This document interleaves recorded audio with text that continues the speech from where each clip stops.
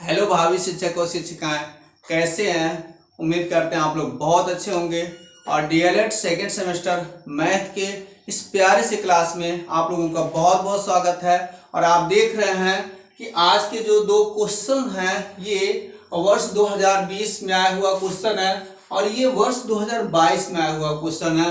और ये क्वेश्चन थोड़े टफ भी हैं, थोड़े कठिन भी हैं।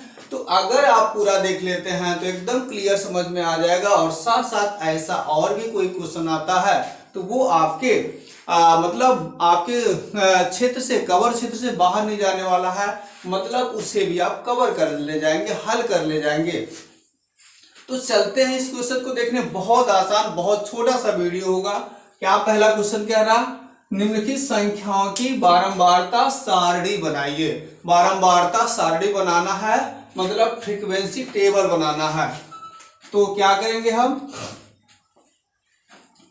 इसके लिए हम यहाँ पे सॉल्व कर लेते हैं और हमें टेबल बनाना है, हम लोगों को टेबल यहाँ पे बनाना है। तो सीधी लाइन खींचते हैं, चलिए सीधी लाइन खींचते हैं।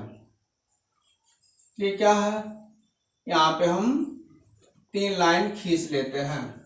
मान लीजिए यहाँ पे हम लिख देते हैं संख्याएं या आंकड़े। यहाँ पे आंकड़े लिख देते हैं, आंकड़े लिख देते हैं और मिलान चिन्ह लिख देते हैं, टैली चिन्ह लिख देते हैं और क्या हो जाता है, और यहाँ पे हम क्या लिख देते हैं, बारंबारता। यहाँ पे हम बारंबारता लिख देते हैं। तो कोई बात नहीं है, ये सारे के सारे आंकड़े को लिखने चल रहा है। बताइए सबसे छोटा आंकड़ा कौन सा है, 12। सबसे छोटा 12 पड़ेगा, 12 को लिख लेते हैं हम। 12 ये कितनी बार आया है बताइए, एक बार और एक बार, 2 बार, 2 बार आया हुआ है। तो यहाँ पे हम 2 मिलान कर रहे हैं और इसकी बारंबारता कितनी होगी, 2, ऐसा बन जाएगा। इसके बाद से 13 दिया हुआ है, चलते हैं 13 को लिखने। 13 को लिखा, 13 को लिख देते हैं। अब बताइए 13 कितनी बार है, 1, 2 बार है। तो चलिए 2 मिलान इसका कर दिया, यहाँ पे भी 2 लिख दिया। फिर 14, अगला नंबर 14 आ रहा, 14 आ रहा। तो 14 लिखा, कितनी बार है, 1, केवल 1 बार। चलिए 1 लिख दिया, 1 लिख देते हैं। 15 कितनी बार है, 15 कितनी बार है, 1, 2, 3, 4, 4 बार 15 है तो 4 लिख दीजिए। 4 बार 15 है तो 4 लिख देते हैं, 1, 2, 3, 4, ऐसे लिख दिया। और इसके बाद से 15 हो गया, 15 के बाद 16, 16 देखिए कितनी बार है, 16, 1, 2, 3 बार है 16।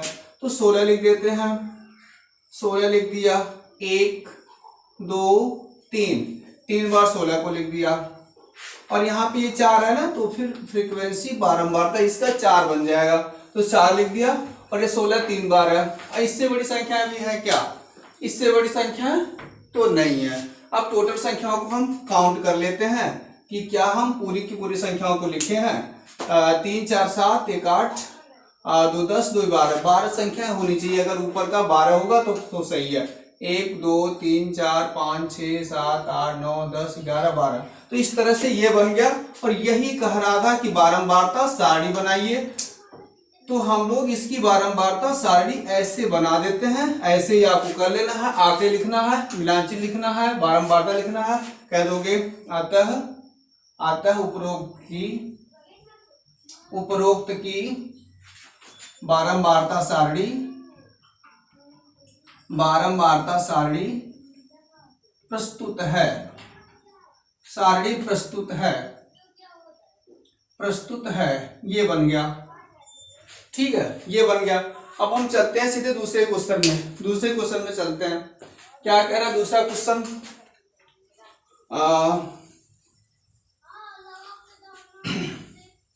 दूसरा क्वेश्चन क्या कह रहा, दूसरा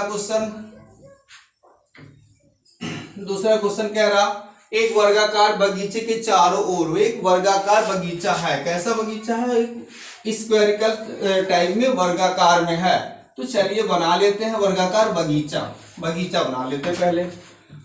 तो हम इसके लिए क्या करते हैं, बगीचा बनाते हैं।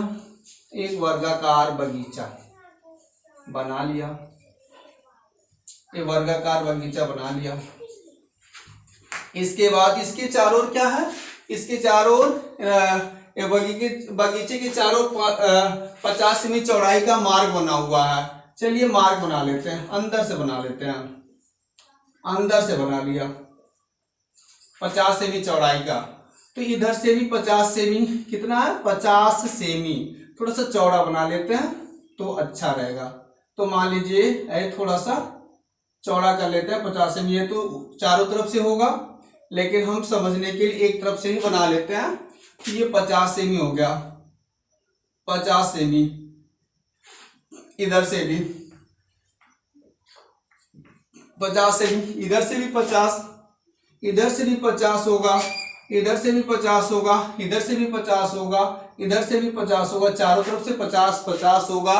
और अगर देखा जाए तो 50 सेमी इधर, 50 सेमी यहाँ, और टोटल मिला के कहा जाए तो ये इससे टोटल कितना ज्यादा हो जाएगा, टोटल तो भाई ये 50 सेमी 1 मीटर ज्यादा हो जाएगा।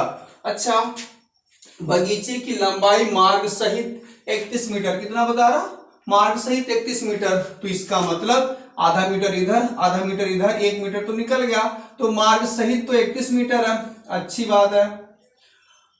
मार्ग सहित 31 मीटर है, कह सकते हैं मार्ग सहित तो 31 मीटर है, अच्छी बात है।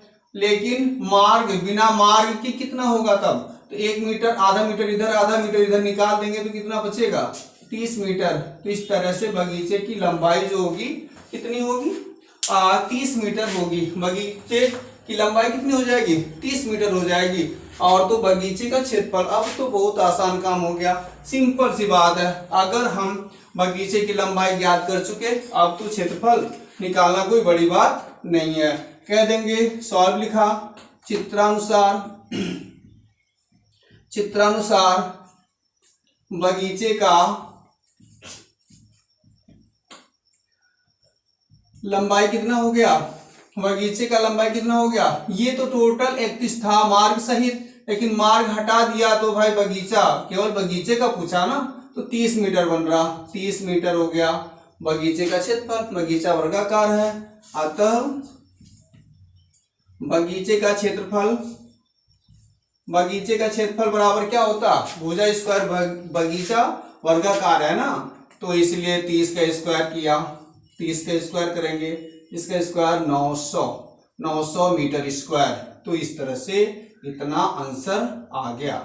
तो उम्मीद करते हैं आज के ये बोर्ड परीक्षा में आए हुए जो दोनों क्वेश्चन थे एकदम समझ में आ गया होगा। तो प्लीज चैनल को सब्सक्राइब करें, और वीडियो अच्छा लगता है तो लाइक भी करें, और एक कमेंट भी करें कैसा लगा वीडियो। तो आज के लिए बस इतना, जय हिंद।